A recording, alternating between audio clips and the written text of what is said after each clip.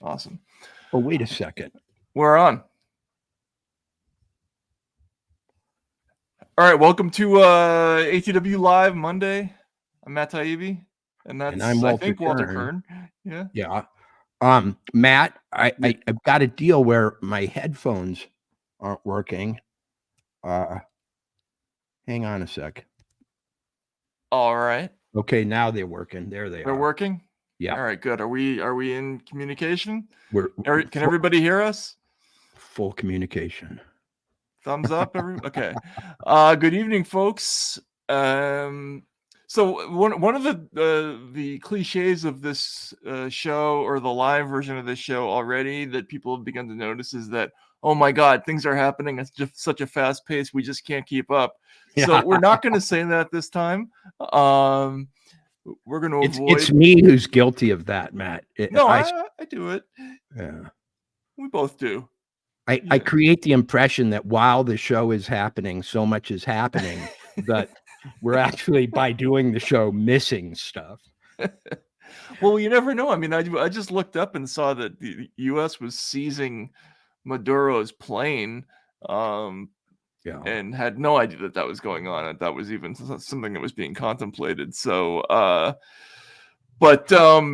how are we able to seize property in the Dominican Republic? What do we have a special treaty with them that allows for plane seizures on their territory? Maybe by, I don't know, through some sort of weird, like, Major League Baseball rule, like we actually own the Dominican Republic somehow. I'm not sure how that works, but apparently it happened. But kind of more to the point, because it's in line with the last two stories that interrupted our lives so rudely. We had the arrest of Telegram founder Pavel Durov, and then the weird letter by Mark Zuckerberg, which, by the way, inspired a kind of an amazing thread by Nina Jankowicz that we have to talk about at some point. I didn't see it. Yeah, it was pretty intense. Is she challenging the reality of what he reported? Yes. Oh, absolutely. Oh, it doesn't matter. He's not saying this under oath. Blah blah blah. Yeah, we can get into that. It's pretty wild. He just volunteered to piss off the entire establishment. Yes. Oh, okay. Yes. And then she was saying, well, we'll get into it. It's pretty funny, but more to the point, X is now down. Twitter is down in Brazil due to an ongoing conflict, and we can get into the technicalities of it, but it's basically the same story as every other one of these stories involving a clash between governments and tech platforms. One side says that there's a failure to properly moderate and take down disinformation. You can see the framing of these stories. By the way, there's almost no TV coverage in the States on this, which is very interesting. There's Reuters is doing it, CBC is doing it, not the US too much.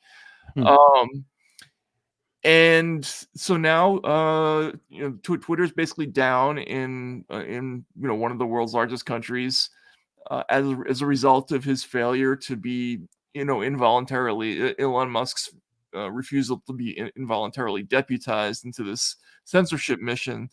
And in conjunction with everything else, the fact that Rumble's already down in France and all these other places where we're getting these mishmashes of half coverage and agreements to go along with the Digital Services Act. And Walter, how do you see this? I mean, I think this is it's not quite as significant as the Durov thing, but I think it's a pretty it moves the ball forward in this whole thing pretty significantly. Am I correct that Brazil is the second most populous country in the Western Hemisphere? Or, I mean, in the Americas. I mean, I think that would be right. Yeah. It's a large, resource-rich, modern country. It's the B in BRICS, right? And it has no X due to the ruling of a judge of uncertain authority, in the sense that he's not the elected leader of the country. But he seems to exercise great power. I've gone through the arguments about why it or should or shouldn't have been done. It does seem that convincing on the X side, on the Elon side, that this guy is not in fact upholding the law of Brazil, but making edicts which he wants followed of dubious legality. But in any case, yeah, it's damn significant. Listen, between what happened in England, with Starmer starting to police and warn, and what happened with the EU sending the letter to Elon on the eve of his interview with Trump, remember? It's Right, easy. yes. It's easy to forget all this. And then you put Brazil in, and then you put in Durov, and then you put in, Robert Reich this week in The Guardian. Oh, we gotta show that. That's quite a headline. This whole thing is kind of amazing. Yeah. Writing in The Guardian, which is a strange place to write for a former labor secretary. Yeah, for an American audience. I mean, it's Guardian US, so that's right. It's edited by people who have edited basically American publications before. But here's Robert Reich, and Elon Musk is out of control. Here's how to rein him in, and it ends up being the sort of guide to how to properly rein in. Boycott Tesla. Advertisers should boycott X. But here's the big one. Regulators around the world should threaten X with arrest if he doesn't stop disseminating lies and hate. Global regulators may be on the way to doing this, as evidenced by the 24 August arrest in France of Pavel Durov. So he's both encouraging the arrest of Musk and sort of cheering the fact that it's already been done to Durov. And yes, it's absolutely true that Elon fired back and started to threaten to confiscate, I guess, some Brazilian property today. I'm not exactly sure how that works. Well, here's what happened, as I understand it. Brazil confiscated or froze the assets of Starlink and perhaps SpaceX. Yeah. Mm-hmm. So, retaliation is expected in that kind of game. Now, remember, Elon was also Maduro's whipping boy for his, the challenge to his rule a couple of weeks ago in that election. So throughout South America, the specter of Elon Musk has risen, to offend and oppress. He's really being turned into Lex Luthor or something. I don't know that we've had an international. I mean, I guess this is kind of what the right ascribes to Soros sometimes. Yeah, I think that's a fair comparison. Yeah, an international figure whose arrest is being called for, not on the basis of, when I read this, any specific law breaking. It's just that they should threaten it. He doesn't make any legal case for why it should be. I'm sure they can come up with something, but the idea that arrest should be used as a tool rather than, if he's guilty of something and they can prove it and they want to put out a warrant for him, go ahead, but they should just threaten it. It should be a rhetorical tool. That's strange. Yeah, so the kind of vague charge here is that he clearly intends to continue to encourage the posting of extremist, hateful, and anti-democratic speeches, and to try to subtract them of jurisdictional control, with real danger of negatively influencing the electorate. This is very similar to the list of charges that France kind of rolled out against Durov, suggesting that. They were claiming he was facilitating the commission of crimes and so on. Right, but one of the this is a frankly political threat here. yes, but they're also saying he's basically obstructing the effort to to properly regulate the platform, right? Which is similar, which is sort of what they were saying in France, that he had created tools that made it impossible for the government to properly do its what was the word they used. It was something like its interventions or something like that.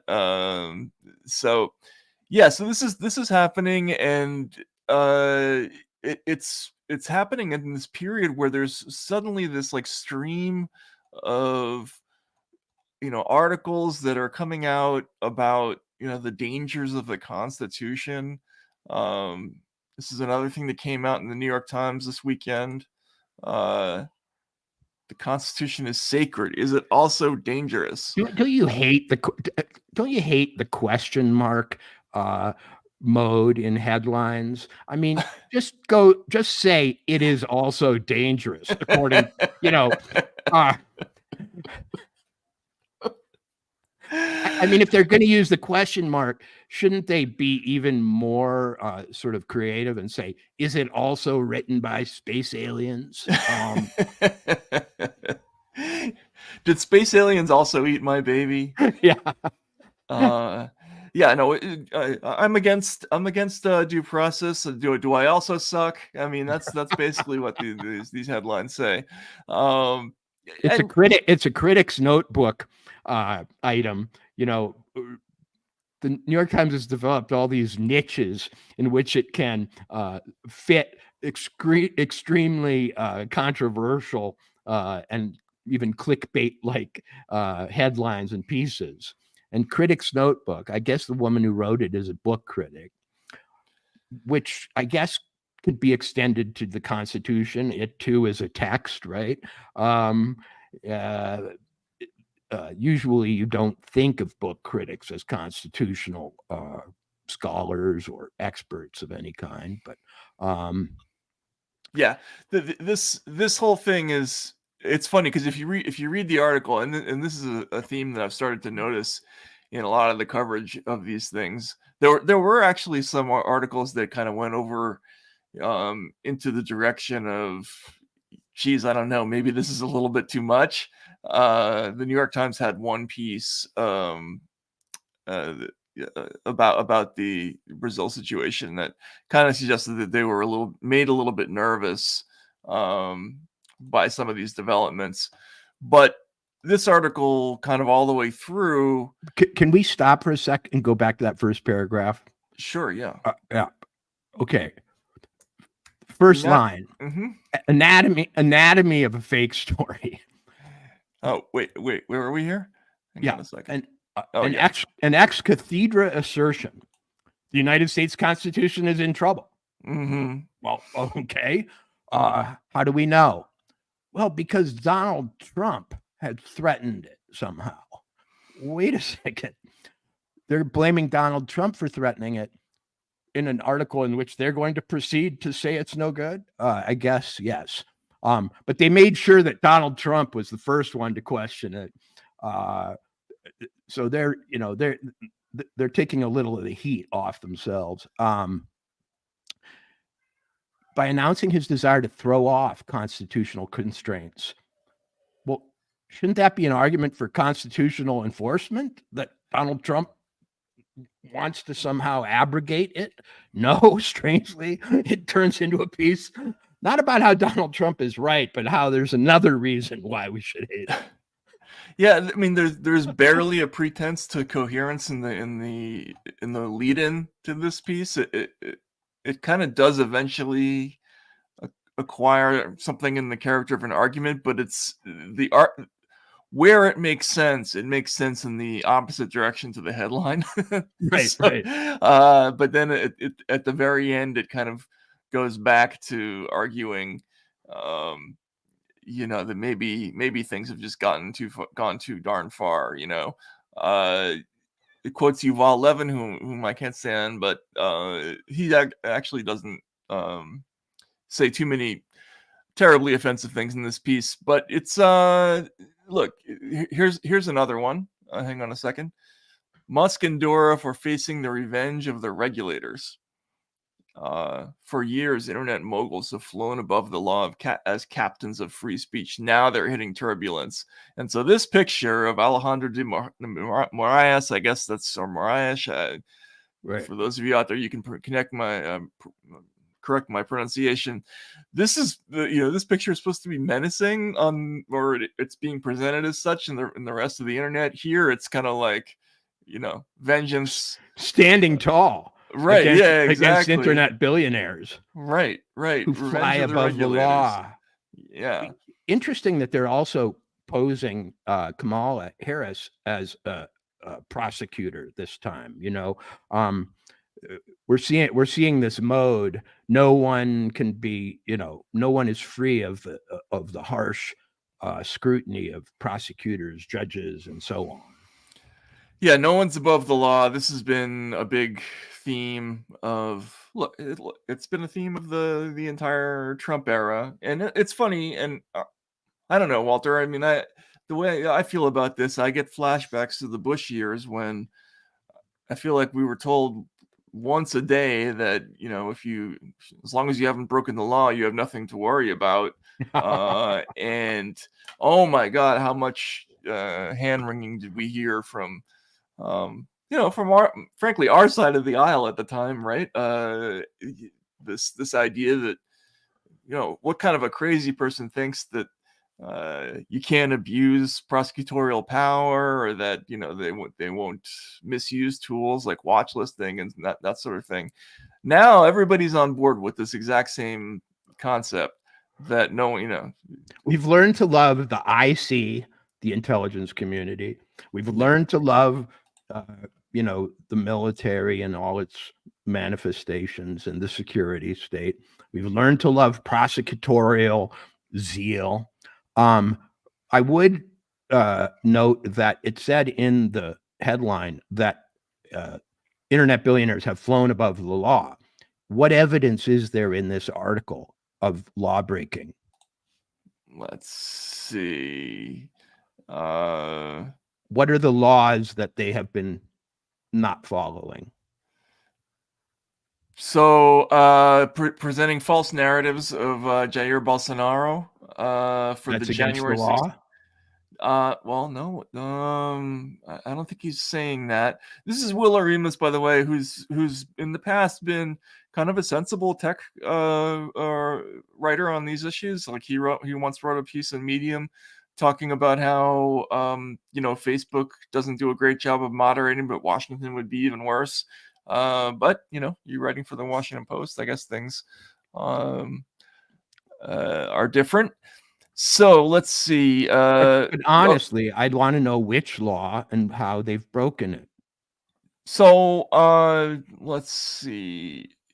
Durov stands accused of complicity in an array of illegal activities that transpired on his messaging platform, including organized crime, child sexual abuse material, blah blah blah.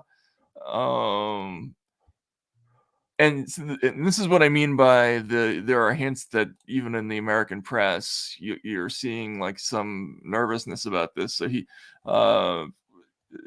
Orimus quotes Daphne Keller from Stanford, saying that this move by Brazil is like, hang on a second, what's the quote? It was a really interesting quote. Brazil has a Supreme Court justice seemingly gone renegade. The United States crackdown on TikTok differs from France's Durov prosecution and Brazil's X-ban in that it was motivated more by the country's distrust of China than anything in particular that TikTok allegedly did wrong. Blah blah blah. But I'm just gonna insist, because yeah, I still believe the English language has some meaning, especially when it's used by our top newspapers. What's the evidence that billionaires have been flying above the law? Durov has not been. That would suggest that it's known. I mean, Durov's been charged with things, but he has not been convicted. So how does the post, and is Musk equivalent to billion to because he's a billionaire? So yeah, here's what they say in the piece. The final straw for Moraes came when X defied a demand to designate a legal representative in Brazil whom the government could hold responsible, a demand historically associated with authoritarian governments seeking to intimidate companies. And Elon explained that as saying, "I'm going to appoint someone so they can arrest him." Well, right, yeah, exactly. What you want us to send a hostage? Yeah. So this is what I mean. If you read some of these pieces, you'll see, even some of the usual suspects that they call as talking heads to comment on this stuff are just like, yeah, I don't know. But yeah, the X move seems pretty clearly, to be just an outright demand that the company moderate the platform the way that they want them to do it. And yeah, the thing that's interesting about this, and we saw this with Alexander Vindman last week, right? Was when in Reich's piece, he says, if in the United States, the FTC should demand that Musk take down lies that are likely to endanger individuals, and if he doesn't sue him under Section 5 of the FTC Act, um, it's all these proposals that we start getting as harsh with with these folks as Europe or Brazil, and So does the FTC regulate social media? No. Not so far that I know of. Not that I know of. Well, it does a little bit. I mean, like when I did Its the Twitter content? files, not its content, some of its behaviors. Like for instance, I think they have when I did the Twitter files, for instance, I had to sign FTC documents about attesting that I wouldn't look at like DMs and things like that. So they're clearly regulating something. And remember that was also part of the when I testified about Twitter on that same day, Jordan's committee released a thing about FTC queries about who was which journalists were being given access to material at X. They were asserting jurisdiction over that. I don't know exactly how that works. I'm embarrassed to say I don't, but anyway, it's just this, Aremus calls it a vibe shift. It's just this idea that the rest of the world is basically throwing this same formula, this Digital Services Act type formula at all of these platforms and saying you must comply or else. And they're backing it up with threats of detention and property seizure and all these other things. And the American press, which historically I would think would be saying that's just not the way we do business, is saying no, we have to change up to get in sync with the rest of the world, which is ahead of us on this issue. This is just really strange, very crazy. And we had Harris talking to Tapper about this specifically, right? I mean, in the issue of yes, free speech, yeah, specifically the issue, not these incidents that we're talking about. And she didn't exactly show a profound understanding or appreciation of the First Amendment. In fact, she didn't appear to understand it at all. No, I mean, the idea of rights and privileges seemed completely confused in her mind. Yeah, she has this. We can show it. It's. Hold on a second. Let me find it. But by the way, our sort of mystery producer is off because of Labor Day tonight, so we're going to be a little bit slower than usual tonight. But yes, the Kamala. She said a bunch of things sort of before Trump was taken off the internet, and here let's just put this up here. Here we go. he has lost his privileges and it should be taken down. And the bottom line is that you can't say that you have one rule for Facebook and you have a different rule for Twitter. The same rule has to apply, which is that there has to be a responsibility that is placed on these social media sites to understand their power. They are directly speaking to millions and millions of people without any level of oversight or regulation. And that has to stop. So, to be fair to her, when she's talking about privileges, she's talking about his privileges at Twitter at the time. But this whole idea of he's talking without any kind of oversight, there has to be some kind of, standard that's imposed on these companies. It's like she doesn't know that that's not how it works in the U.S. system.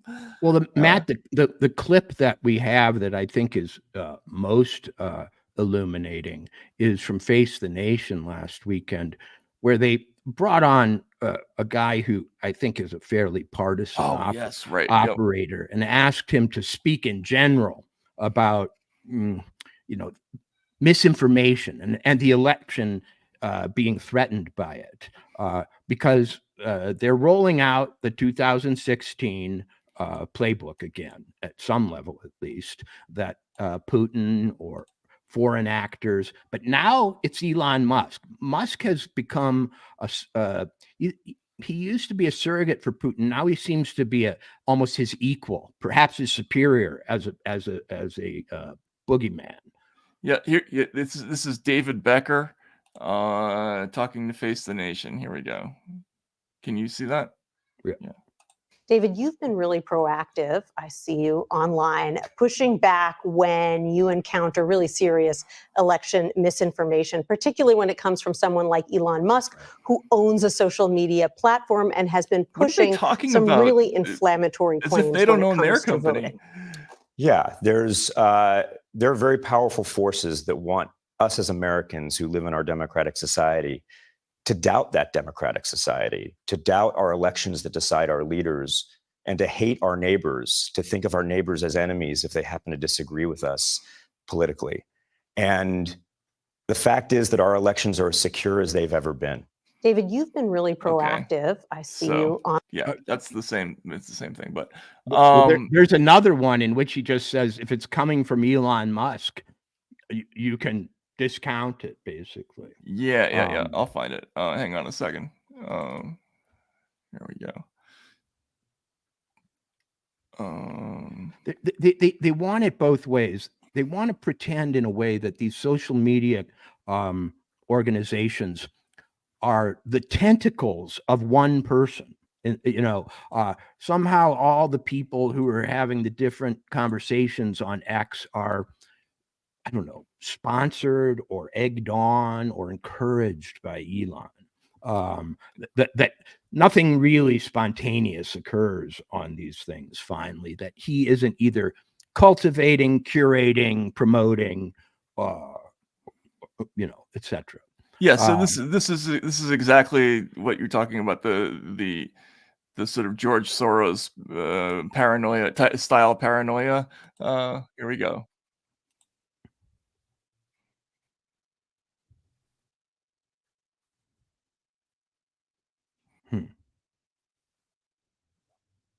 I can't see it.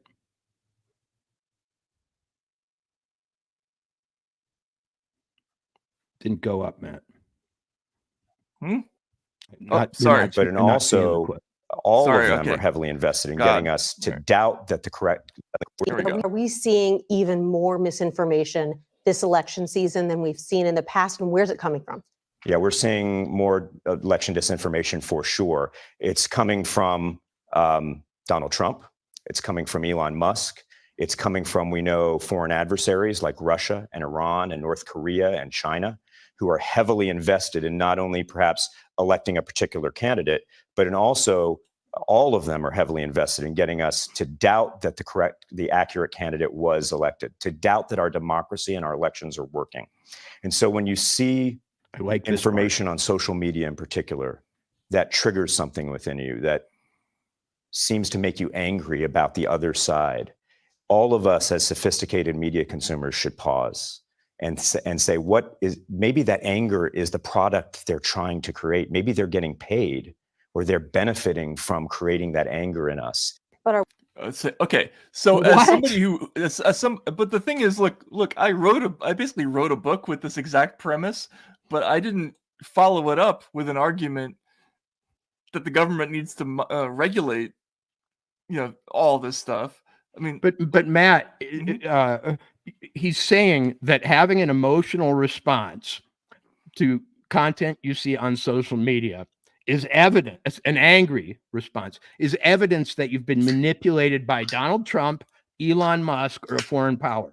Now, I've watched this election, and now that we've identified a candidate, and I see plenty of content saying Donald Trump's a dictator. The 2025 program is going to turn America into some fascist, state that will make Germany look like a liberal democracy, Nazi Germany. I mean, that's almost like wallpaper. So is anger generated from one side prima facie evidence of manipulation, but anger generated from the other side is just truth? I mean, none of these people finally have an intellectual basis for their argument that withstands even brief scrutiny. They can't define any of their terms. They change the definitions of the terms constantly, or they add new terms that will contain, oh, well, truth stuff is bad too, but you also take down things that aren't lies. Oh, well, there's another category. We'll keep adding to the list until we cover everything we don't like and all its forms of, contortions. Yeah, it'll be like the OED. It'll have like 5 gazillion definitions of each thing. And it's go ahead. But they as yet have ceased appealing to any actual evidence or legal coherent legal argument about speech that I can tell. They're hard to argue with, in other words, because they don't make arguments. They make assertions. If it's coming from Elon Musk, what are you talking about? Elon Musk is one account on a giant platform called X. Are you saying that everything on X that you find objectionable is somehow his work, or are you just talking about his account? Like I can't even figure. They are incoherent. Well, they're making a bunch of different arguments at once, but I think the main one is just simply that this is somebody who's dropped out of the cartel and is not going with the program. But you make a really excellent point, though, about the terms and how they don't define them and what do they mean? What are they talking about when they say, well, there's lots of disinformation or misinformation? And then they start to sort of make assumptions that, well, that automatically should lead to some kind of action. I don't even think they know. I mean, this is one of the things that we're looking at now. We got a whole pile of emails from another FOIA, document dump a while ago. And one of the questions we're trying to answer is, how do they decide what misinformation narratives to study? Like, how does that come up? I mean, there has to be a decision-making process of some sort where, I mean, either you're going through and kind of chronicling everything that everybody says and identifying how many of those things are factually untrue, or you're doing what it looks like they're doing from emails, is they're making kind of these hypotheses where they imagine or they think they're going to find evidence of some kind of effective misinformation, right? So we'll see emails between one person and another saying, could you get us the data on urban versus rural searches of do your own research or do the math and rates of vaccination in those places, right? Because they want to make the argument that probably that rural people are doing their own research more, which is leading to less trust of experts. But that's not that's not any kind of like quantitative analysis of what's going on. That's just Al- somebody also- sitting there. Also, Right. what's their criteria for rural? What is it? Well, right. Yeah, that's a good point. Yeah, too. I mean, the whole thing. If you listen, there are people in our audience, I'm sure, who work in universities or in the social sciences, and they know that there's a crisis in the social sciences and has been for years, and it's called reproducibility. The studies that occur in these areas, sociology, etc., are very hard to reproduce in any way. Um, these places like Stanford and all these other And universities, UW and so on, give a sense of scientific rigor to what is really just a political process if you scratch the surface at all. yeah, You know, like a millimeter deep, yeah, right? it's 1 millimeter deep. It's like when they put the lab coats on and one of those, Stanford prison experiments. It's just a way. It's just a lab coat. Put a university name over it. Create an acronym with a C in it. C's seem especially serious. CIS, CISA, etc. Right, right. The Center for whatever. Yeah, the Center for the American fucked upness, Sifu, for the unfucking of America, Fun. right? But the gestures are all so transparent. They're like a magician almost dressing up as a professor, or something. But as I say, to loft this stuff up into the realm of science is almost impossible. Even to loft it into the realm of law seems almost impossible, because they really don't finally have to make those arguments, because most of these procedures are done through persuasion. Right. None of them pass through any institutions that we know of. No, they don't pass through any institutions. They don't have to meet any particular standard, right? The only time they ever ran up against a standard was when they were dealing with the terms of service policies at these companies. And, it turned out that those could be, manipulated in a crunch, right? I mean, this is one of the first things we found with Twitter is that oh my God, J6 happened. We have to get Donald Trump off the platform, but there's no violation. Like that's this is one of these things we found in big type. There's no violation at this time. So they had to change the definition of what inciting was to this more holistic thing over time. But the companies had the most rigorous, actual process. They actually had they laid out procedures, they had rules, and they tried to apply those, in some kind of fashion. I don't think they were terribly even-handed, but they at least had them.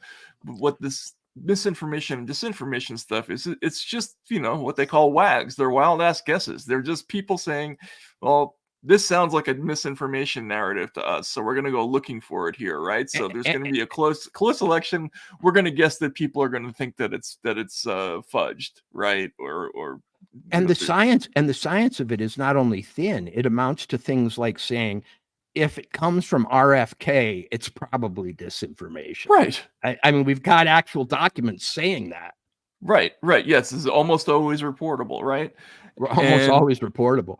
But there is no court as of yet in America that determines what's disinformation. Maybe there is a specialty in sort of arising in the law schools of America. Disinformation studies are going to be canonized at some point, and they're going to start passing legislation, but they haven't done it yet. No, they haven't. And remember, America reacted pretty harshly to the idea of a disinformation governance board. Let me see if I can find that thing with what's her name, Nina Jankowicz. Oh, here we go. Because this is an example of what we're talking about. It's like they have this outrage reaction, but they don't really know what exactly they're saying. Okay. So here she's saying, let's talk about Mark Zuckerberg's letter to the House Judiciary Committee. this is nothing more than a cynical political ploy at self-preservation. Jim Jordan and the right have been alleging censorship for years. Why does Zuckerberg release this letter now, 3 months before the election, to signal to congressional Republicans that he's not against them? If his allegations were real, Jordan could have made them himself. He has. He's put out this thing called the Facebook Files. He has whole gigantic reports that his staffers have written on this very subject, full of emails from people in the staff saying we're getting heavy pressure from the White House. Not just that one email. There's multiple, reports of that, in that direction. But so she's just saying he's lying. Right. Yes, exactly. She's saying he's lying, which is an implicit threat because I guess they're saying if our side gets in, you're sitting there trying to placate a potential Trump administration, but you're pissing off a potential Harris administration. So that's their return shot across his bow. But you see, the reason they don't want to codify this is because the minute they do, they tie their own hands. They can't anymore react case by case to whatever bothers them. They enter the realm of law, and they're very reluctant to do that, which shows me that they know they can't survive that kind of a rigorous process and still have the effects and write the letters and make the phone calls and send the memos and get immediate action. They'd have to go through some due process. Yeah, no, none of this is about due process, which is why this whole business of these people are sorry, I'm looking at somebody just gave us a thing. Okay, well we'll talk. Thank you.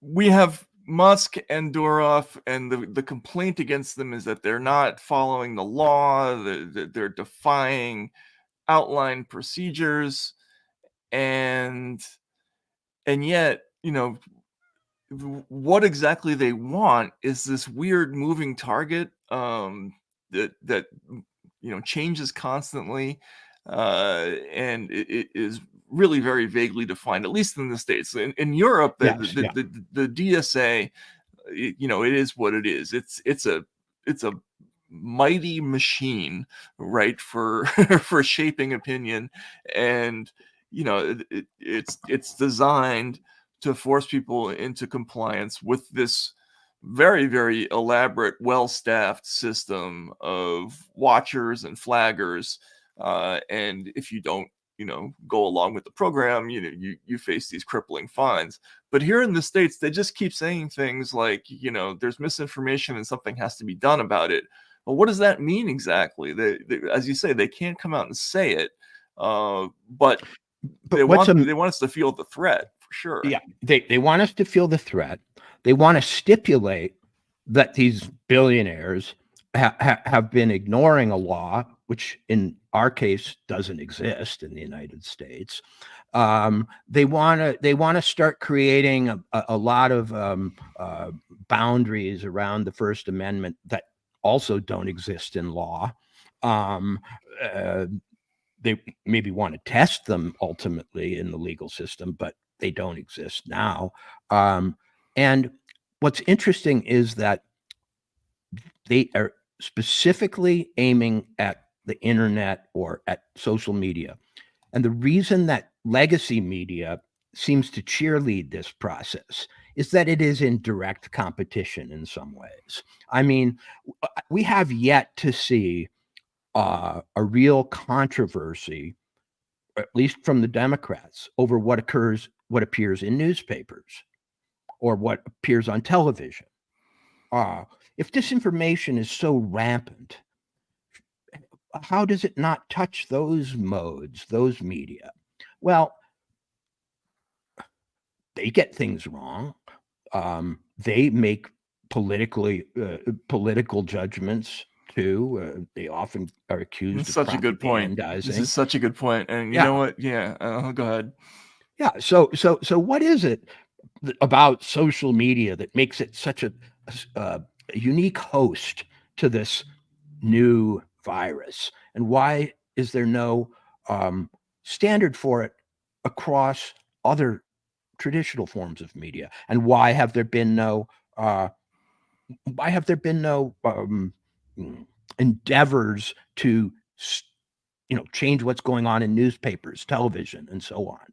Well, I have a theory about that. I mean, my theory is, and this is guided by having covered presidential elections. They were perfectly happy with things as they were when people got their news from TV stations, newspapers, and a handful of cable outlets. It was when the Joe Rogans of the world, Russell Brand later, Alex Jones before, but I think most importantly, Donald Trump's own Twitter account in 2016, where he was able to basically win an election without any conventional media help. I mean, what was the count on the endorsements at the end, right? It was something like 57-2 or some ridiculous thing like that. It was just his gigantic Twitter presence that allowed this one candidate to bypass all the gates. And I think that's why they view the internet as this place that's not tamed yet, whereas they have the rest of the landscape pretty much under control. And you and I grew up in those other worlds. We know how it works, right? If you become a pain in the ass, they just find a way to get rid of you, right? Well, a place like the New York Times or Fox News or MSNBC is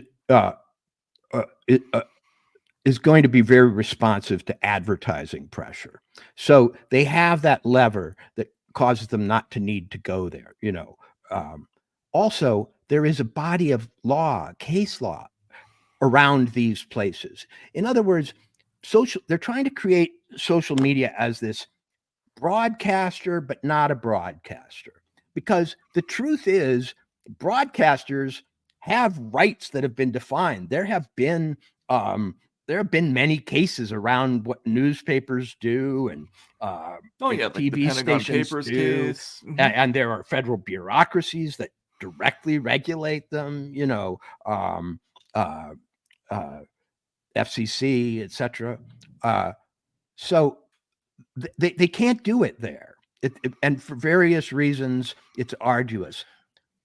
But they have this new form of disseminating information that they're trying to treat as a kind of bullhorn for these.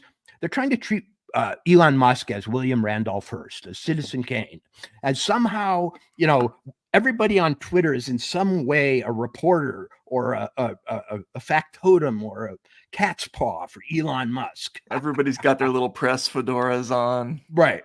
Yeah. The thing that they don't like is the fact that they aren't those broadcast mediums. They seem to be able to deal with broadcast mediums pretty easily, but they can't deal with these ones where everybody broadcasts herself or himself under the aegis of a platform. And so they're trying to create the impression that these are old-time newspapers, that Elon Musk is a press baron, that Zuckerberg is a press baron in some fashion. It's so much more complicated than that. And also, the relationships that they want with these people are much more complicated than the relationships that they ever had with newspapers or even television stations. Right. In addition to content, they want data, they want surveillance, they want to know about behavior, they want to know about what trends are happening ahead of time. Right. They need access to the data. The data is something that the New York Times can't provide them. And one reason they're not worried about the New York Times is that everybody there is an employee of the New York Times. So it can just go, the discipline can just be enforced through the corporate hierarchy, or at CBS or whatever. At Twitter, these are individual Americans and groups and so on that have accounts there. Elon Musk can't call me up and say, "Hey, Walt, I don't like what you're tweeting." But they act like he kind of can, or he might call and say, "Hey, I need you to tweet this." Well, they want, though, we had the Zuckerberg letter last week, which referenced the pressure over the Hunter Biden story. That's kind of a repeat of what happened in 2003 when James Risen was about to come out with a story in the New York Times, blowing apart a little bit of the case for going into Iraq, and somebody called somebody, and that story got killed before the invasion. And remember this whole affair, right? And that was the model where there was a way to, when the government really, really needed it, they could call up some kind of editor in Washington and, as you say, enforce the discipline just from top down. And that's what they want. They want to be able to do that with the internet. They did it with that one story in 2020. They want to be able to continue to do it going forward, but you can't really do it in the internet unless you turn it into this like totalitarian mechanism, which makes the whole purpose of it, ridiculous. I guess my point is that they're trying to foment a fundamental misapprehension about how the internet works. And what they're trying to do is personify it, basically. They're trying to personify these vast, platforms as being published by, or in some sense authored by, their owners. And so that's why we know who Durov is. That's how we, it's Elon Musk, and they're not saying X, but they're using his name. And now Zuckerberg, because the internet, insofar as it is decentralized and really is just a huge marketplace or a bazaar in which all kinds of people, are meeting and saying things and doing their own things, is something that it would be like saying I'm against the American people. Right, of course, to be against it as such. So they have to personify it and create a villain, even though it is fundamentally not the way the thing operates. Elon Musk could have the greatest cavern under a Hawaiian island in a James Bond fashion and still not see 1/zillionth of what's going across X at any moment, Right. This whole they're creating these Dr. Evil characters as a mask for saying what they really want to say, which is, we don't like people saying all this shit about us. And when you went into X, or when you went into Twitter and tried to excavate various artifacts, tried to pursue themes and so on, you saw what a freaking mountain it was. I mean, oh my God. Yeah. But and sometimes I see you charged with, but you ignored this and you ignored that. It's like Matt never had at any one time a comprehensive view of everything that was tweeted, okay, in over many years. I had like one pixel on the screen, basically, of for a fleeting moment of the entire thing on Twitter. And this is the thing that I think was a legitimate criticism, which was that, how can you draw any general conclusions from such a small sample size, like 150,000, 200,000 emails or whatever it is out of gazillions, right? Like, I mean, and that's per second, per minute, they're generating that much content. Right. Who the hell knows, right? What the real data actually shows. All you can, we were able to glean like a few things just about the relationships, because we figured out right away it would have been impossible to quantitatively measure anything. And so let's just try to look at some relationships and figure out what that's all about. But the overall thing, the company can't really have any idea. I mean, they have some ideas about things that are important to them, like where to put certain kinds of advertising, right? Or how to identify certain kinds of people, or classify them so that they can direct them towards certain kinds of content. But they don't have like this, gigantic picture of everything that's going on. They have indicators, but there's no. It would be like making a map of everything. It would be impossible, Right. wouldn't it?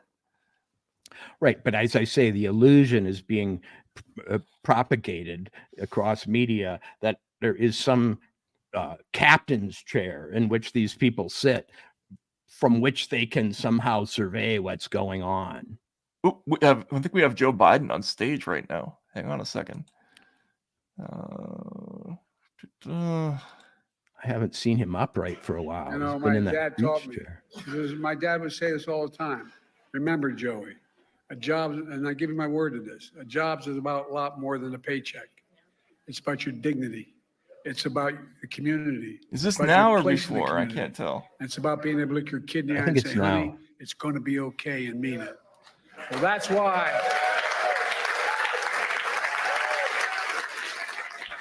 That's why Kamala and I are so proud. So proud of the greatest job creation record of any president in a single term in American history. It's Labor Day. That's why. But yeah. Right. 16 million new jobs so far. 800,000 manufacturing jobs.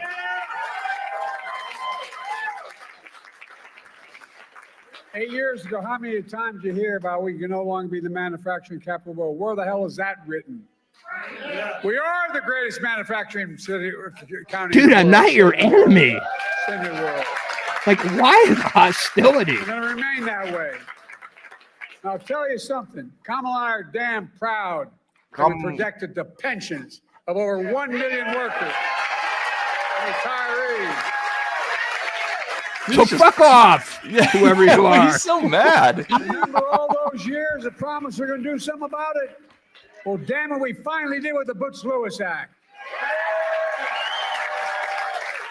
Over 52,000 workers and retirees across Pennsylvania alone are benefiting from that.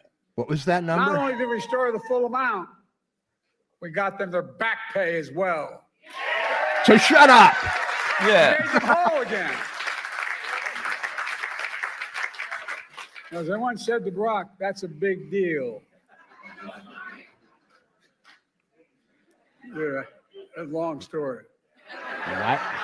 Yes, sir. Liz and Kenny He seems a described little it more as a big animated deal. today. Union workers are rebuilding American infrastructure and building new factories here slurry. in America. They told me we couldn't get anything done in infrastructure. $1 trillion. What is this crouch? We got done. Dude. Remember Trump for 4 years. Oh, There you go. Took it down. Yeah. Promised every month infrastructure week. For 4 years he promised that. He didn't build a damn thing. Nothing. I mean, not nothing. Well, thanks to our infrastructure law, Pennsylvania so far has received $17 billion. $17 billion. Over 2,000 projects, from clean water to affordable high-speed internet for every Pennsylvanian. The projects that include $858 million to expand the Montgomery Lock better to accommodate bigger barges to get millions of tons of goods and shelves faster, more reliable, and create thousands of union jobs. Dude, this is a disaster. Sorry. Okay, I'm gonna mute him for a little I bit. got a call from Senator Casey. He's been no bigger champion than Casey for this. You know what I call him? Of what? I call him the Casey locks. Not Goldilocks, the Casey locks. Dude, if this was happening at your house, if this was Bobby's your off. dad, you would be holding the kids tight. Yeah. Like, what is all the emotion? It is so random. You never know what the next thing's going to be. You Yeah, never know what the next gesture is going to be, if he's going to lean in, if he's going to shake his fist. All the things that he was saying were things to be happy about. Why was he yelling? Yeah, it's very odd, and but this is typical of him, is that you know, sometimes the things that he says more or less make sense, He but said it's the just, word pensions like it was a curse word. yeah, no, that's right. Pensions. Like someone had just suggested that there was no such thing. Yeah, or, yeah. Pensions do exist. I've seen them. Yeah. Spell the God damn word. it. Yeah, he's mad about something, and she's confused about something. That's kind of what their thing is. He gets angry about things that aren't really angering, and she sort of repeats things that don't need to be repeated, like the whole you know, deadlines based on time thing. You know, what else would they be based on? You know, that whole business. Yeah, so this is it's Labor Day. We forgot to mention that. Happy Labor Day, everybody. Pretty weird. I watched before this show. I watched Tim Walz talk in I believe it was Detroit, and he gave a pretty weird address. Walter, you sent me a clip of the part of the speech where he seems to suggest that the Republicans are going to bring back child labor. That was one part of it. There was another part of it where he expanded on the whole you know, government is going to, you know, get into your business thing. You know, decide what you can do in the library. That I thought was really interesting, because they're obviously talking about like the Florida law, for instance, right? With those are school libraries.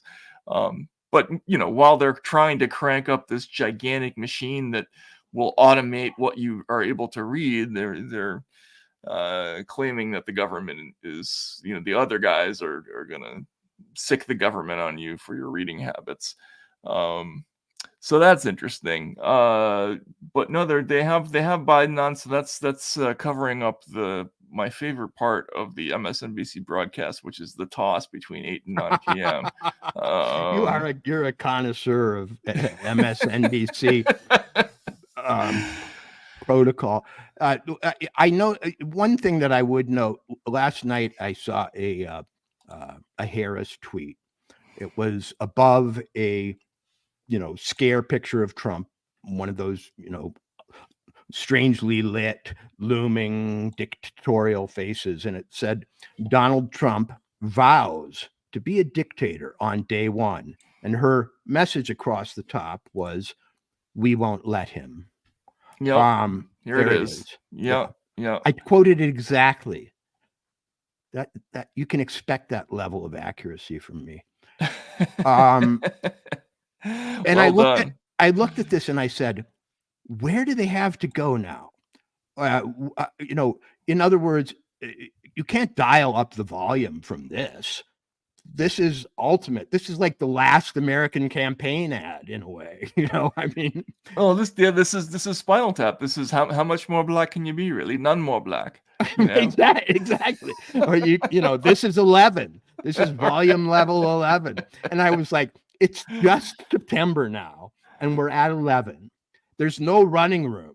I mean, I guess they could just start accusing him of planning horrific world historical crimes. You know, he's going to shoot every dog in America. But I was like, what are we looking forward to now? It really does chill me to think, you know, it's one thing to get there eventually with your rhetoric, but to start there. Well, did we do this in the Bush years? Like, you know, Bush had moments like that too, where he said, you know, I'm the decider and all this stuff. But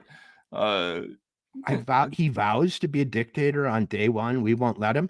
And what did that mean, even? Well, this is, you know, Trump, you know, what was the quote that he actually said? It's not, someone in the comments can help us out with what I know what he said. What he said was, he was joking, and he said, I'll be a dictator on day one because I'm going to start drilling for oil and close the border. And after that, I won't be a dictator anymore. It was a joke. Yeah, it was a joke.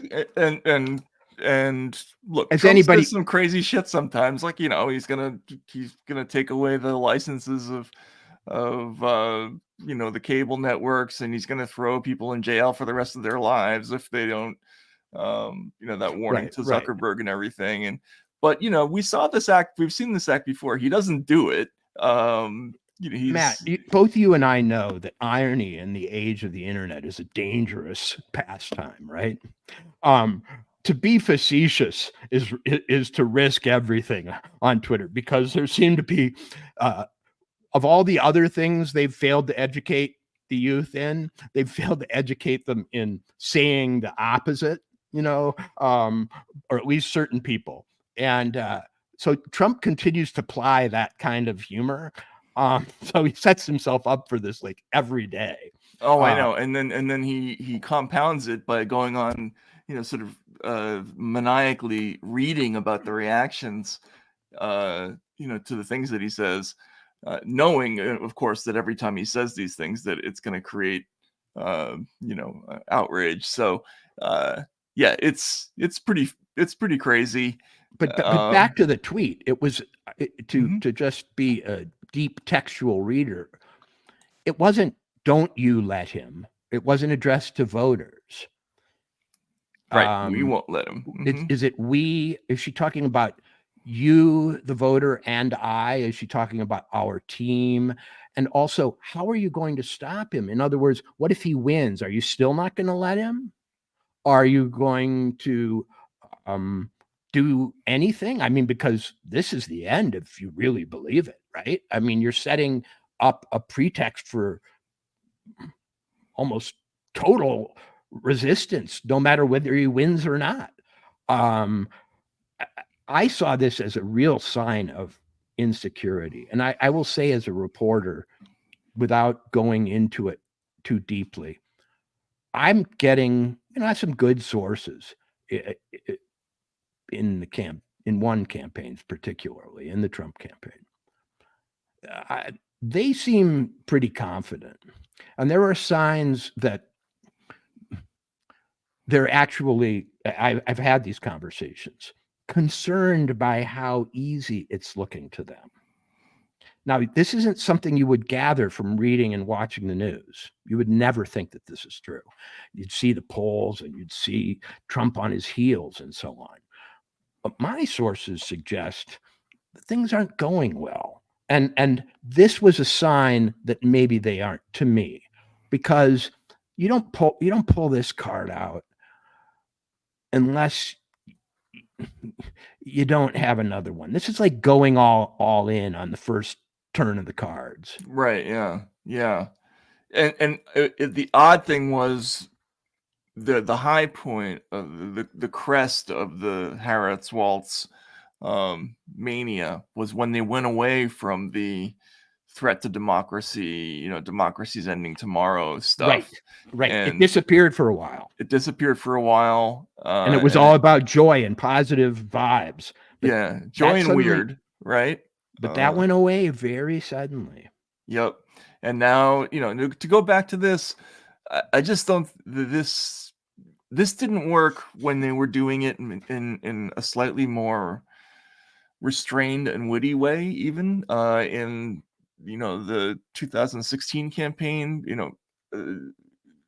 Hillary Clinton spent something like 91% of her ad money on negative ads about Trump's character, which I can understand that would be what they would think would be most persuasive, but it was a terrible call because, at that exact moment in history, it just happened to be a time when people were looking for a more positive articulation of what they were actually planning to do. But this is just a much more primitive and stupid version of that strategy. Is there any American who can potentially hate Donald Trump who hasn't already had his switch flipped? You know what I mean? Right. I walk up the stairs in my house and a New Yorker issue arrives and it's Donald Trump in handcuffs, looking really fat with tiny little hands and handcuffs on. When I worked at Harper's a few years ago, I wrote a column in the beginning of Harper's. It was like every issue would come and it would be another version of Donald Trump with blood dripping off his face or something. I was like, do they really think that there's an American out there who can be made to hate Donald Trump who doesn't already? I know. I'm embarrassed. I mean, I wrote some of that stuff. I feel bad, but well, I don't feel that well, bad. whatever. But Yeah. I'm saying in terms of political strategy, this is something that you say to your base. This isn't how you gather people to your cause. It looks defensive to me. Speaking of gathering people to the cause, should we play the Ms. Phrasal Ariel Fedor thing? Do we think that people can handle it without I think it's committing old, massive- Matt. I mean, I think it's old. It is old. It's unearthed, as they say, but it's still pretty funny. Well, okay, we can save it for another time, I guess. Yeah, let's do a special on her unique, annoying voice and manner, which I think was cooked up in order to just get under America's skin. I mean, It is. anyway. It's like a thing that it's a dog. It's like a thing that I could probably hear from space, like that, the specific intonation of one of these white women for Harris people. But all right, what else is going on in the world, Walter? Let's see. Trying to see what else is happening on these stations. Biden is still talking. Oh, they're now holding hands. So let's. I want to see that. I want to Okay, see their. Hang on a second. Let me turn that on. Believe as I do, the unions are the spine of this economy. She'll be a historic pro-union president. Yeah. So, folks, we got one more job to do together. Let me ask you, are you ready to fight? Are you ready to win? Are you ready to elect Kamala Harris our next president of the United States? For hair, yes.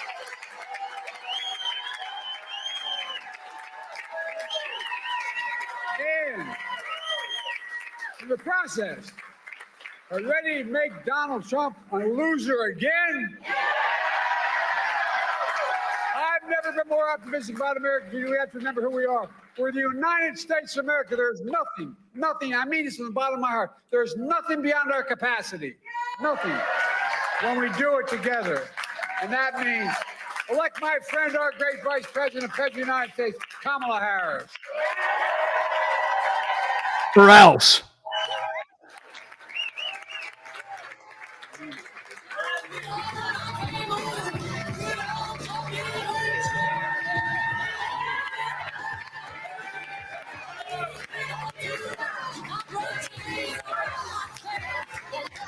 Everything's so bizarre.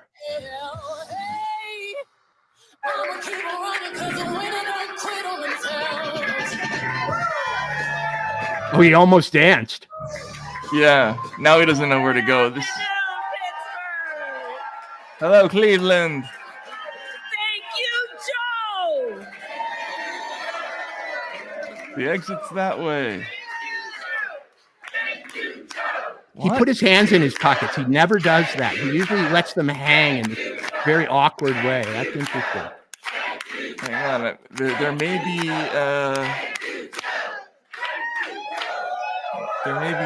news. Hang on a minute. Somebody said, "Are they giving him the hook?" One of our It is good to be in the watchers, House and of I was like, Labor. that occurred to me too. And it is good to be back at IBW Local 5. And can we please give it up again for our president, Joe Biden? It's Oh, easy there to was forget that he's president, isn't it?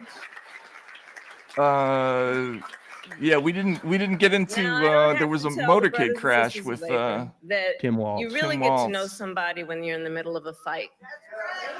When times are hard, when the forces are mighty, when people don't believe something can get done and they have 1,000 excuses for why it can't get done.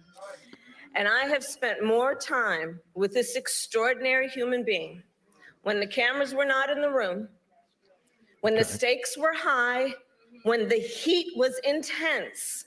And Joe Biden has always stood with the workers of America and labor unions of America.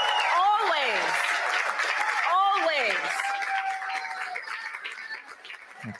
I'm going to look at his I've been NAFTA. with him when he'll bring folks into the Oval Office.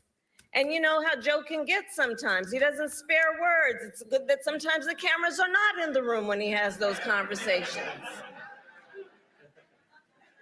Because the thing about the Joe Biden I know, and I know you know, because he has been a friend of labor for so long, for his whole life. Joe Biden can be quite impatient. And that's a good thing for that kind of leader. Quite impatient. And I say to all of the friends here, the press that's in the room, history will show what we here know. Joe Biden has been one of the most transformative presidents in the United States that we have ever witnessed.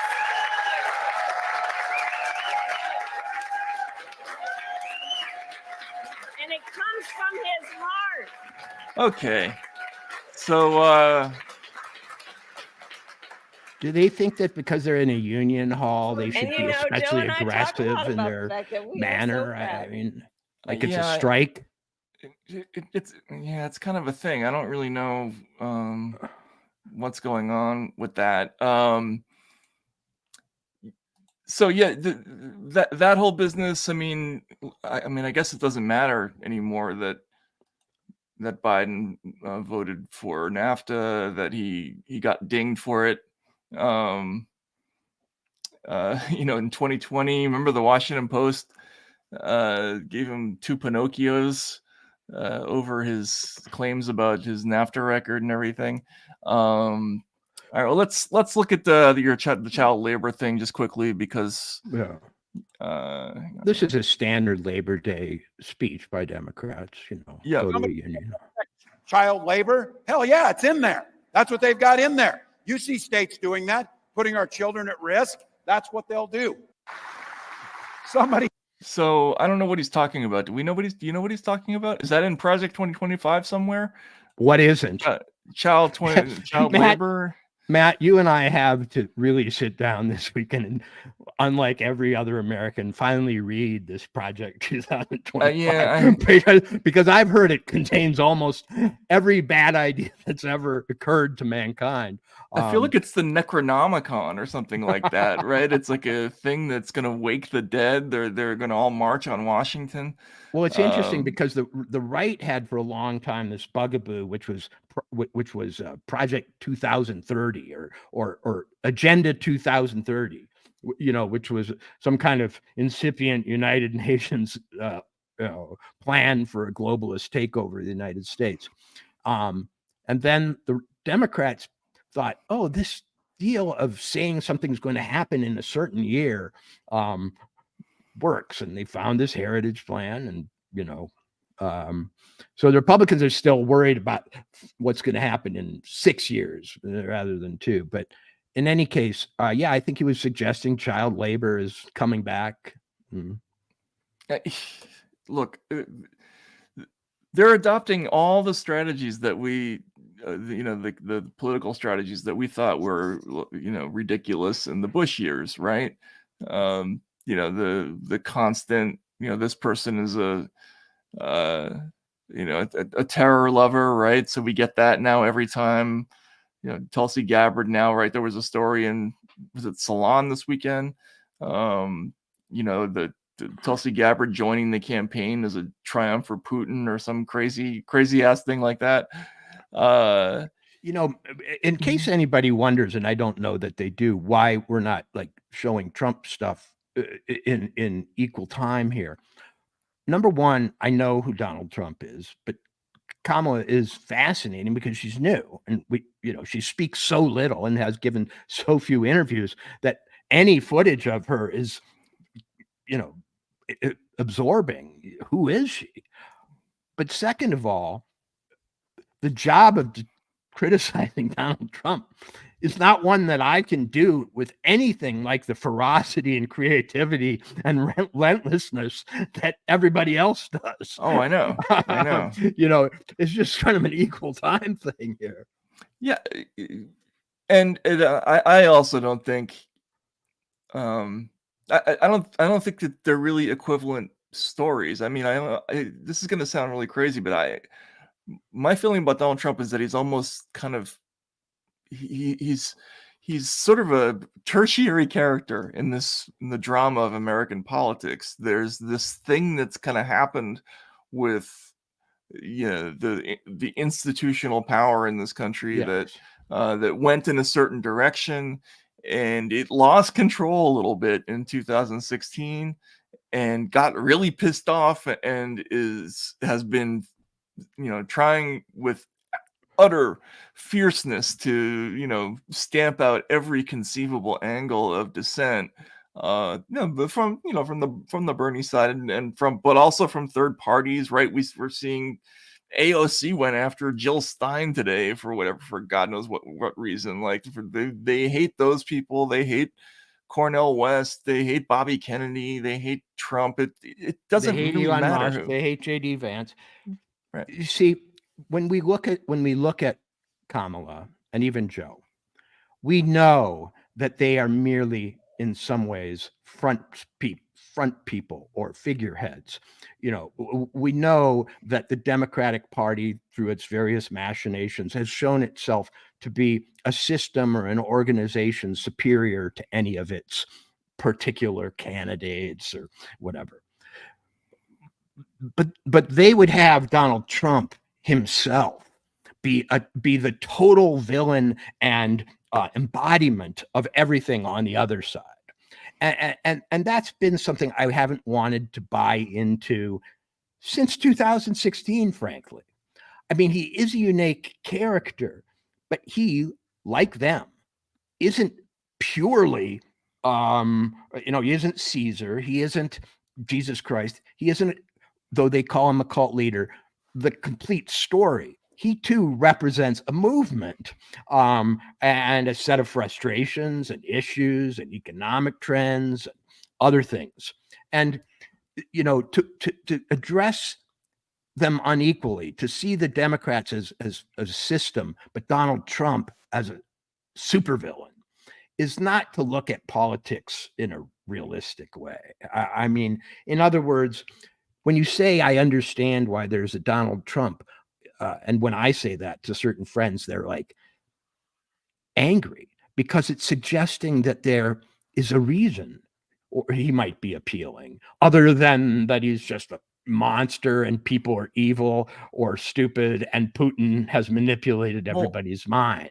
They don't want to see him as, in other words, a conventional, if flamboyant, political figure who is powerful because the set of issues, frustrations, trends, anxieties that he speaks to are powerful. Well, right. The whole premise of how Trump is covered is based on a denial of how politics works, right? The Trump phenomenon, and Martin Gary wrote about this, right? It was presaged by this period of snowballing discontent that was going to go somewhere, right? Before he even appeared on the scene, and I saw it in crowds for Ron Paul. I saw it in crowds for Kucinich once upon a time. That there was a series of candidates who were Bernie, yes, absolutely, right. I mean, there were a number of political Occupy figures. Wall Street, the Tea Party to a lesser extent, right? Ross Perot back in the 90s. Ross Perot back in the 90s, and there are different parts of that equation, certainly, right? Some of it is more nationalist in tenor, some of it is nativist, right? You could use those words. Some of it is just economic frustration, which I think is the most common thing. It felt to me, going around the country back when, not that it's synonymous with Trumpism, but you had a thing called Taft Republicanism, which was, branded isolationist and somehow inadequate given our responsibilities in the world and so on. You go further back and you have William Jennings Bryan speaking up for the, farmers of the Great Plains. You go further back and you have Andrew Jackson. Populism in America didn't start with Donald Trump. No. And the ease with which they have made similar villains out of anybody who opposes them shows you that this fiction that we are facing, a signal and unprecedented monster, is just not the case. And I can't buy into it as a journalist or observer.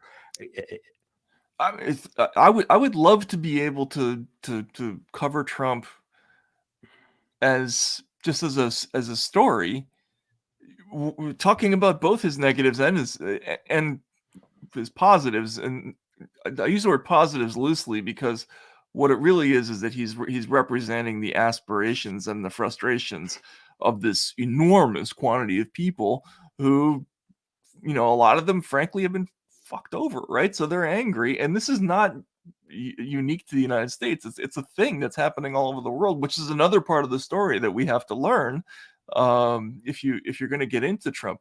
But you can't do that once you start talking about, well, Trump did this crazy thing or that crazy thing, this weekend, or he threatened to arrest somebody or pull the licenses of CNN because they didn't broadcast his victory speech or some stupid thing like that.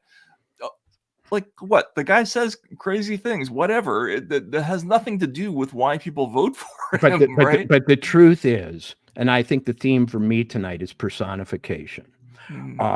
They've over personified the opposition. It's Elon Musk, or is this Pavel Durov, or it's whoever it might be, or Bobby Kennedy, But across Europe, and we just had German elections, and an unprecedented showing for what's described as a far right party. I don't know enough about German politics to know if that's true. Alternative for Germany, I think it's called. We've had Brexit, obviously. We've had, we've got riots going on. So if it's just Trump, how is his influence extended so far into France, into Germany, into England, and so on? Well, that's when they switch to Putin and say, oh, they're all tentacles of the Putin monster. But I don't think fundamentally this personifying dissent as the conspiracy of a bunch of monstrous individuals is the successful or legitimate way to understand reality anymore. Yeah, it's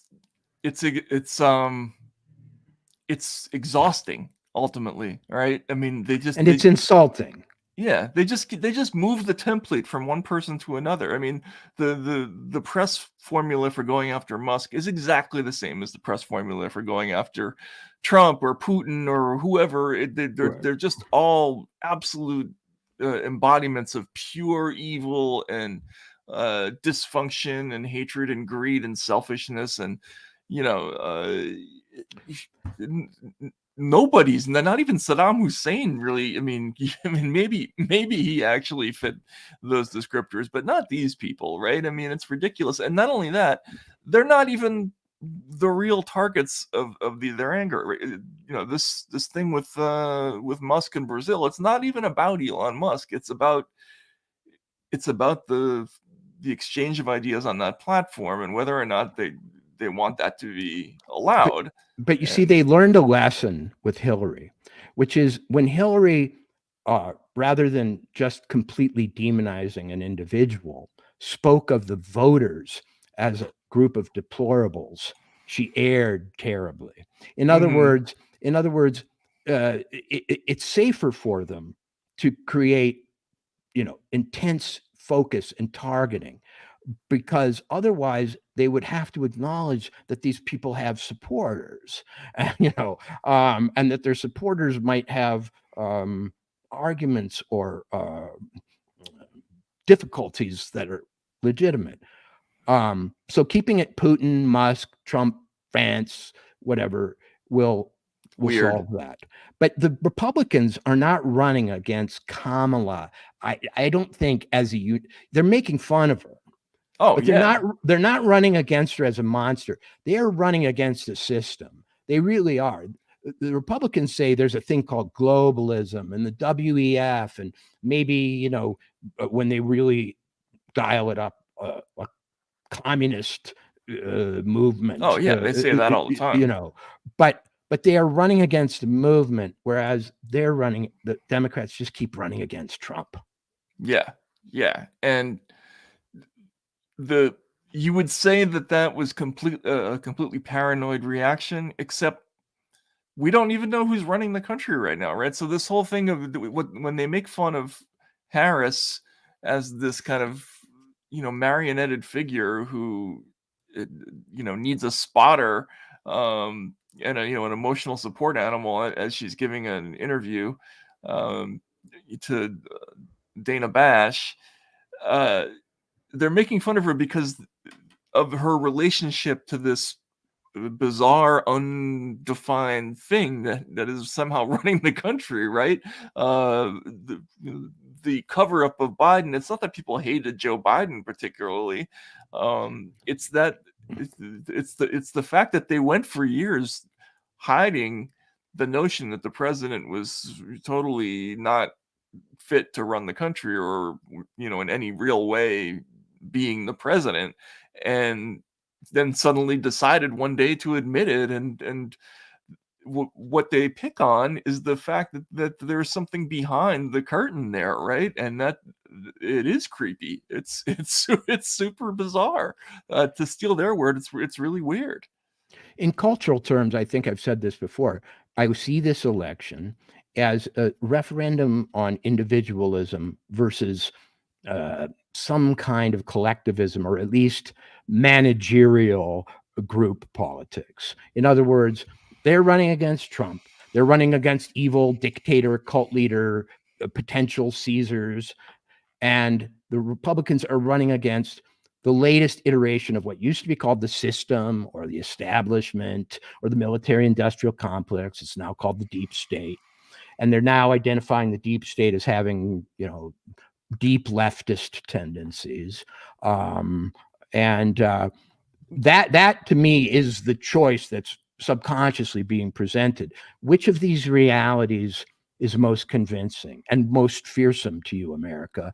Are you most afraid of a man on horseback whipping us into some sort of fascist fury? Or are you most afraid of bureaucratic, manipulative, behind the scene committee inner circle style rule, which you can never put your finger on, never hold accountable, and which will shapeshift in whatever way, pick candidates depending on how they poll at that moment, even independent of their own party rules? Which scares you more? And that's the basis on which I think the election will be decided, insofar as it's an honest election. Yeah, and this whole individualism versus collectivism, or it's a strange word, corporatism or bureaucratism, or, it's not easily defined, this other thing, right? But certainly, and this is a post by Zero Hedge, where it's a compilation of New York Times headlines having negative feelings about the Constitution, and we saw just an avalanche of this stuff over the weekend as well. It's all about this idea that there's something inherently screwed up about individual rights, individualism, and that's a way of doing the deplorable thing without saying it out loud. Exactly. Right.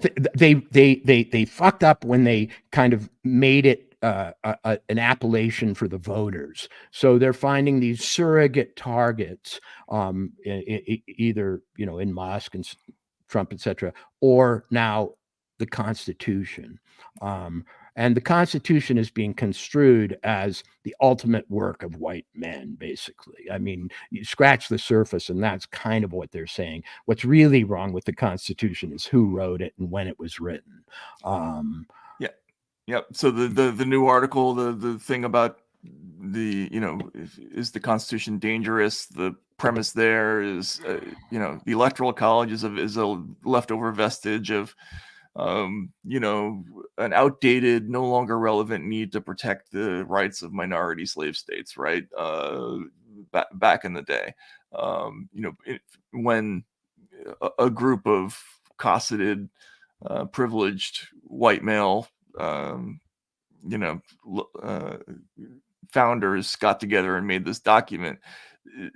There's no recognition whatsoever of the idea that any of these concepts evolved over time, into to fit the larger framework of the Constitution, which is all about preventing the concentration of power, checks and balances. That the Electoral College actually makes some sense in that larger scheme of things. And No. Okay, so what American voter out there right now, what normal American voter of the kind that you need to get to the polls is voting on the legitimacy of the Constitution? Why is the prestige media, the New York Times, places like the Atlanta and so on, making such a big deal out of the Constitution suddenly in an election year? It's not to bring voters over to the side of one candidate or another. It has to be because they're pre-bunking. They're pre-bunking something, and we're still not sure what it is. Are they pre-bunking anti-speech laws? And is the Constitution as the guarantor of free speech rights the target? Are they targeting the Electoral College because they're anxious that they might, lose the Electoral College and win the popular vote? I don't think it's an accident that these are coming out just after Nate Silver put out that thing. Exactly. So yeah, so it's pretty clear to me that there is anxiety, or maybe it's not anxiety. Maybe it's just cold-blooded preparation for a phase that I'm just not specifically aware of. And it will have to do with questioning maybe the Supreme Court. Maybe what we're looking at is a shot across the bow of the Supreme Court, should it somehow become determinative in the election. Well, we saw that from Lawrence O'Donnell last week. That Lawrence's argument was that the Supreme Court was brought to you not by democracy, but by the Electoral College, right? And this has been another part of the argument. The Supreme Court has way too much power. There should be term limits on the on the people who are appointed to it, et cetera, et cetera. All of this I think is just designed to muddy the waters in advance of something that's coming. In advance of possible arguments that will be made to the people. One thing we haven't seen this year quite in the way we did before are tabletop exercises. We had that one pack of cards, that we discussed on America This Week a few months ago. You keep it with you. Mm-hmm. It's a handy guide to what's going on. Which card are they playing right now? But we haven't seen, election integrity project. We haven't seen role-playing exercises with Podesta as, whoever he played. Was it Trump or Hillary? I can't remember. He was Biden.